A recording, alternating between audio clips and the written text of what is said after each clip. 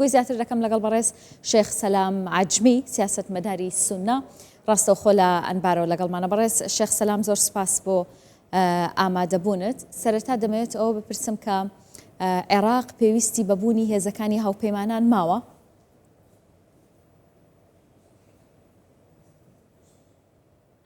نعم لا زال العراق محتاج للتحالف الدولي بویستی بە هاوپەیمانەتی نێودەوڵەت هەیە بۆ پاراستنی سەروەری خۆی و سنوورەکانی و دۆخی ئێستا لە ڕۆڵاتی ناوەڕاست تا ئێستا جێنیگەرانی و تێنەگەیشتنە، بۆیە پێویستە ئەوان بمێنەوە بۆ ئەوەی جۆرە یاسا دانەتە پێێت و کێشە دروست نەبێت. پێویستە پند لە هاوسەکەمان سووریا وەربگرین. ئەو ڕووداوانە ڕوویاندا دەشزانین کە پرۆژەگەلی زۆر هەن، نازانین چین لە گۆڕپانی عێراقی یەکلایی دەبنەوە یان لە هەندێک لە پارێزگەکان دەگرێتەوە. بابەتگەلی زۆر هەن، ترسیان ئافراندووە بەتابەت لەسەر کشانەوەی هێزەکانی هاوپەیمان لە عێراق. واوەی من بیستومەوە و خوێنەوەم بۆ کردووە وێڕایی شیکارە سیاسەکان، ئەوانەی کە شارەزان و ئەوانەشی نزیکن لە بڕیاردەرانی سیاسی. ئەمە جۆرە کشانەوەیەکی سەرەتاسەری و کۆتایی نییە، بەڵکو و جێگۆڕچێیە لە عین ئەسەدەوە لە پایتەختەوە بۆ شوێنەکانی دیکە جێگۆڕچێکردنە. واتە باس لە کۆتایی ڕەهانەکان دەکرێت، بەڵام لە هەمان کات ئەمریکا لەگەڵ وەزارەتی ناوخۆ وەزارەتی بەرگری گرێبەستیان هەیە، ڕێکەوتنیان هەیە بۆ ڕاهێنانکردن و بەردەوام دەبن. ئەمە پرسێکی دەرەچیە. تساند البلد وتساند قراراته وتسند القانون وإقواعه.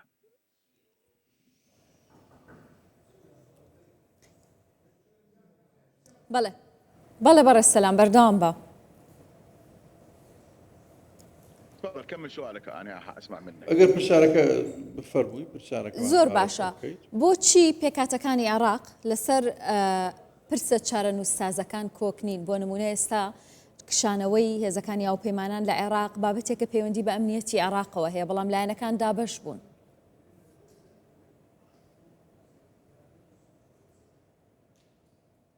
أكيد هنالك ضغوطات دڵنیایی هەیە لەوەی کە ئەو ناکۆچیە هەن و هەندێکیان خواستن، هەندێکیان دژن. ئەوانەی سوودیان لە پرۆسەی سیاسی هەیە دەخوازن کە ئەمریکیەکان لە عێراق بکشێنەوە. ئەوانەشی کە پرۆژەکانیان پرۆسیاسەکان زیان پێگەیشتووە پێویستیان بە لایەنی دووەم هەیە بۆ ئەوەی بە ئامانجەکانیان بگەن و پێداگیر بن بەتابەت لە هێنانەکایی گۆڕانکاری سیاسی، بەتابەت ئەو پرسانەی پەیوەندیدارن بە گەلی عێراقەوە بۆ جڵەوکردنی ناکۆچیە تایفەکان و کێشەکان لەگەڵ کورد، لەگەڵ و کێشەکانی نێوان پێکاتەکان بەگشتی سوننە و شیعە.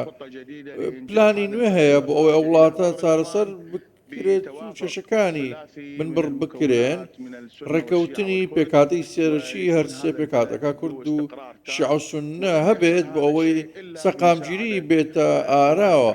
سەقامگیری تەنیا بەهۆی هاوپەیمانەتی نێودەوڵەتی و نەتێگرتوەکان و وڵاتانی دەرەوە هاتووتە کایەوە، نەک لە نێوان پێکاتەکان خۆیان لە عێراقدا.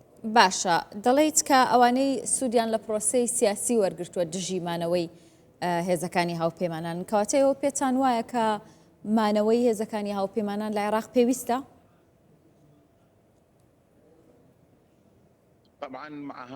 بەڵێ، لەگەڵ ئەوەی زۆر جیاوازی و ناکۆچی لە نێوان شیعەکان خۆیان و شیعە و سوننەکان و سوننەکانیش خۆیانیان هەیە.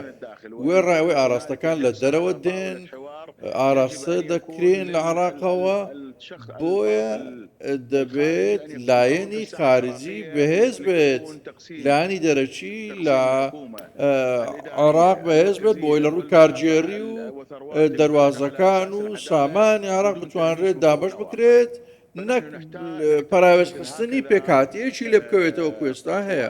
بۆیە من لەگەڵمانەوەی هێزە هاوپەیمانەکانین بۆ ئەوەی پارێزەری دەوڵەتی عێراق من لەو کاتێکە تێیدا ئێمە باس لە سەروەری دەکەین و لە هەمان کات دەسوەردانمان ناوێت، بەڵام تا ئێستاش لاواز و لەرزۆچین لە تێپەڕکردن و سەرخستنی پرۆسەی سیاسی لە گۆڕپانی سیاسی عێراق. ئەگەر عێراق لاواز و لەرزۆک بێ و بە کشانەوەی هێزەکانی هاوپەیمانان خۆشتان دەزانن کە دۆخی ناوچەکە دۆخێکی دژوار و ئاڵۆزە، چارەنووسی عێراق چی بەسەر دێت؟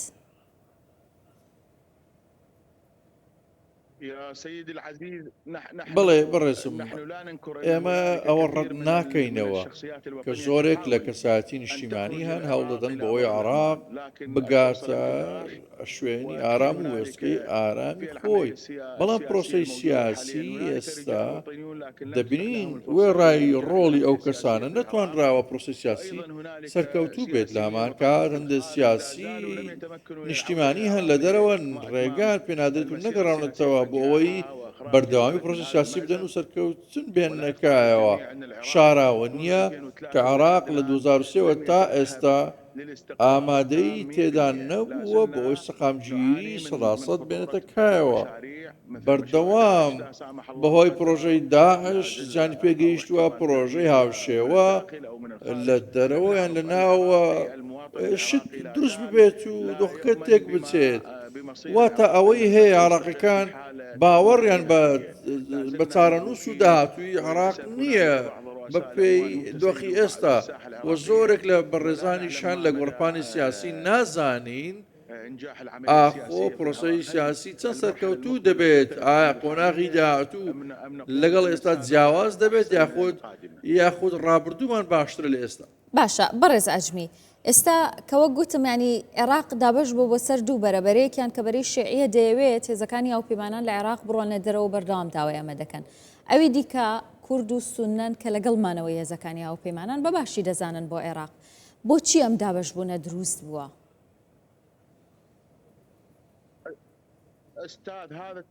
بەڵێ ئەمە بەهۆی بەرژەوەندەکانە هەندێ لانی گرنگە، ڕەنگە خەڵکانی دیکە بە شێوەیەکی دیکە شکردنەوەی بۆ بکەن یا پێکاتەکان حەزان لەو قسانە نەبێت کە ئەوە دەڵێ هەندێک لە عێراقیان هەند سەروەریان دەوێت. ئێمەش لەگەڵ سەروەرین و لەگەڵ چوونە دەرەوەی هێزەکانین، بەڵام لەو ئان و ساتەنا لەو نێو ئەو گەژە و بێسەروبەری ئێستانە باس لە ڕۆژهەڵاتی ناوەڕاستی نوێ دەکرێت. ئەگەر ڕۆژهەڵاتی ناوەڕاستی نوێ هەبێت وڵات پێویستی بە پاڵپشتی و پاراستنی نێودەوڵەتی هەیە.